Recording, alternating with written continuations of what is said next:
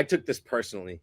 I just told you guys who my starting quarterback was in fantasy. I was so hyped. I spent all my money on Christian McCaffrey. I was loaded. I was going into the season so hyped I was like, Russell Wilson's gonna tear it up. DJ Metcalf, Tyler Lockett, he's gonna be dishing this year. Good thing I picked Matt Stafford too in my backup. Russell Wilson, biggest letdown. I mean, yeah, you can blame the finger injury for a few weeks there, but even before that, he was just underperforming. I mean, even Metcalf had a little bit of a hot streak going, and then 4 weeks in a row, he was a dud.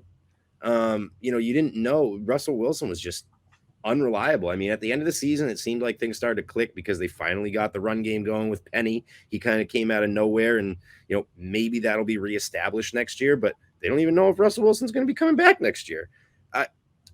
That was just that one hurt. That one hurt personally. So I'm maybe a little bit biased because he was on my squad, but he's my biggest letdown this year, Russell Wilson. Allen Robinson, who his entire career has been immune to the horrendousness of Blake Bortles and Mitch Trubisky, is out here lining up. He's on a franchise tag, so he's playing for a contract. I was so certain that he was going to at least be one of the best, wide receiver threes in the league. I mean, to get him as my third, that was considered a steal. Yeah, absolutely. But he robbed me. I mean, that was horrendous. I mean, that same list of projections, he was the 13th ranked wide receiver in fantasy, above Cooper Kupp and obviously above Jamar Chase. And he is not even in the top 90.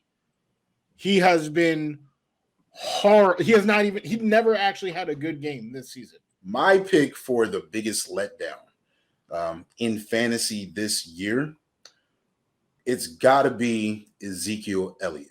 Now, he had a rough week 1, right? But it's against, at the time, the Buccaneers were playing historical rushing defense. Nobody was running on them for multiple weeks. You got Vita Vea and Ndamukong Suh in the middle, and you got the best front seven that the league has seen in a while. So that was, we even talked about it on the show. That week's forgivable. But the next 5 weeks, Ezekiel Elliott really ran off. Then they had the bye week. And then coming off the bye week against Denver, Ezekiel Elliott hurt his knee. He took a couple series off, but he came back in the game, and he never missed a game.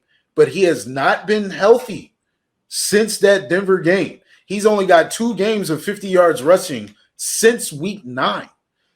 He hasn't been targeted in the receiving game much. The Cowboys have literally been trying to just use him sparingly just to coast to the playoffs.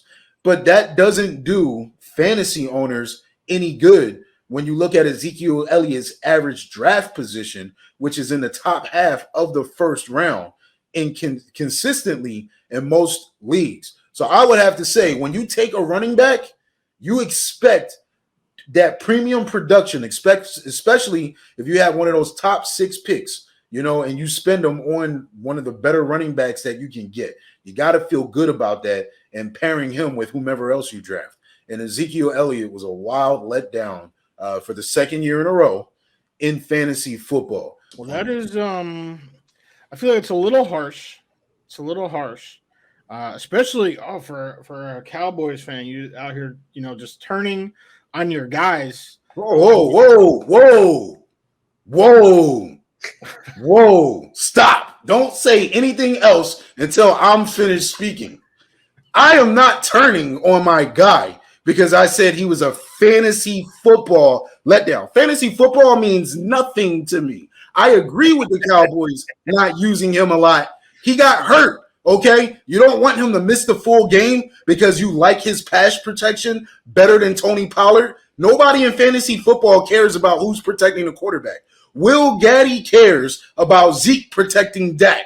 I don't want him to run the ball as much if he's not healthy. Keep nursing it until we get to the playoffs. Forget your fantasy football team. So I am not turning on my guy just because I'm telling the facts about him being a fantasy football letdown to people like you both who only care about Zeke in the box score. I care about Zeke on the roster.